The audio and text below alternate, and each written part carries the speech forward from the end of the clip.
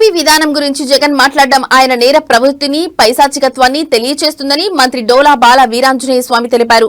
అధికారంలోకి వచ్చిన 2 నెలల్లోపే పీపీపీ విధానంలో వచ్చిన వారిని జైలుకు పంపుతామని బెదిరిస్తున్నారంటే జగన్ రాష్ట్ర అభివృద్ధికి ఎంత అడ్డుపడుతున్నారో అర్థం చేసుకోవాలన్నారు.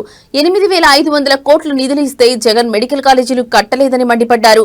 పులివెందులలో కూడా మెడికల్ కాలేజీ కట్టలేకపోయిన అసమర్థుడు జగన్ అంటూ ఘాటు వ్యాఖ్యలు చేశారు.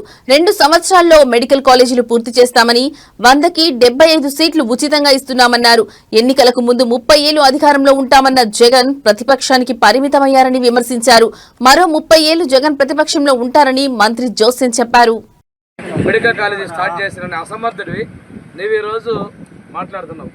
ఈరోజు నిన్న మినిస్టర్ సత్యకుమార్ యాదవ్ గారు చాలా స్పష్టంగా చెప్పారు. ఇవి నీవు ఏం చేస్తున్నావో, నీ నేర చరిత్ర ఏందో, నీ పరిస్థితి లేదో ప్రజలు నిన్ను ఇదిగా ఉన్నట్టు నువ్వు ఈరోజు మమ్మల్ని బురదలాలని ప్రయత్నం చేస్తున్నావు.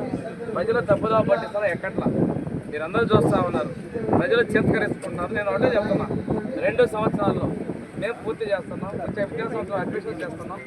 మీరు 100కి 64 సీట్లు మీరు ఇస్తా ఉంటే 100కి మేము 75 సీట్లు ఫ్రీగా ఇస్తున్నాం.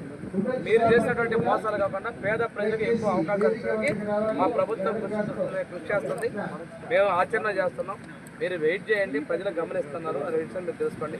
భ్రమల్లో బతుకుతున్నాం. సో ఎలక్షన్ ముందు దాకా 30 ఏళ్ళు మళ్ళీ అన్నావు. 30 ఏళ్ళు పోయింది. ఇప్పుడు తొందరలోనే అంటున్నావు. తొందరలో కాదు, 30 ఏళ్ళు నువ్వు విపక్షానికి గురవుతున్నావు. అధికారం దూరం ఉంటున్నావు అనే విషయాన్ని కూడా గమనించుకోవాలి.